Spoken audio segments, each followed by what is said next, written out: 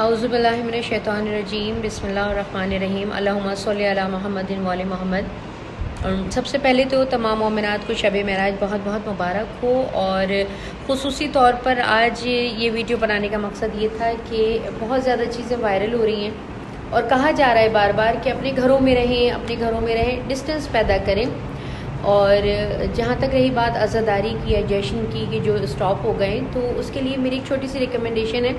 کل میں ایک ویڈیو دیکھ رہی تھی وقار زکا کی، جس میں انہوں نے کہا کہ بھئی سارے جو آرٹسٹ ہیں ان کو اب فیس بک پہ لائیو آ جانا چاہیے۔ تو جتنے بھی شیعہ نے حیدر کرار ہیں یا اہل بیت کے در سے وابستہ ہیں، چاہے وہ نوح خان ہیں، نعت خواں ہیں، ان سب کو بھی یہی عمل کرنا چاہیے کہ اپنے اپنے پیجز سے یا اپنے اپنے یوٹیوب چینل سے ایک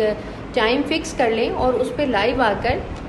جو ہے وہ پبلک کے ساتھ مل کر ذکر محمد والے محمد کریں، تاکہ اس وبائی مرض سے بچا جا سکے۔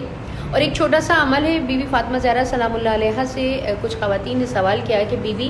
وبائی امراض سے بچنے کے لیے کچھ بتائیے، کیونکہ یہ آج کے دور میں وبا نہیں آئی ہے، وبائی امراض آج سے پہلے بھی دور میں آتے رہے ہیں۔ تو اس کے لیے بی بی نے یہ بتایا کہ جو آپ کے گھر کے پانی کا مٹکا یا برتن ہے، یا اب آپ یہ کہہ لیں کہ ماڈرنزم کا دور ہے، تو ہمارے گھر کا واٹر کولر یا ڈسپینسر، اس کا جو پانی ہے آپ اس کی بوٹلز پر، گھر کی خواتین یہ کام کر سکتی ہیں، بچے بھی کر سکتے ہیں کہ 7 مرتبہ سورہ فاتحہ اور 7 مرتبہ سورہ ننزلنا، یعنی سورہ فاتحہ الحمدللہ رب العالمین 7 مرتبہ اور 7 مرتبہ سورہ ننزلنا کی تلاوت کریں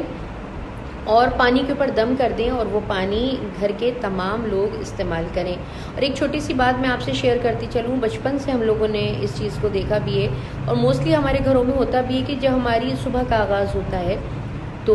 خاک کربلا چاٹی جاتی ہے یا آب زمزم پیا جاتا ہے اہل سنت کے گھروں میں، یا ہمارے گھر میں اگر مولا کے دسترخوان کی کوئی روٹی کا ٹکڑا یا چاول موجود ہیں تو ان کا استعمال کیا جاتا ہے۔ تو آپ اس کا استعمال زیادہ سے زیادہ رکھیں، جو نہیں کرتے انہیں بھی چاہیے کہ وہ شروع کر دیں، جن کے پاس نہیں ہے اور جن کے پاس ہے انہیں چاہیے کہ وہ ان سے شیئر کریں، تاکہ اس وبائی مرض سے محفوظ رہ سکیں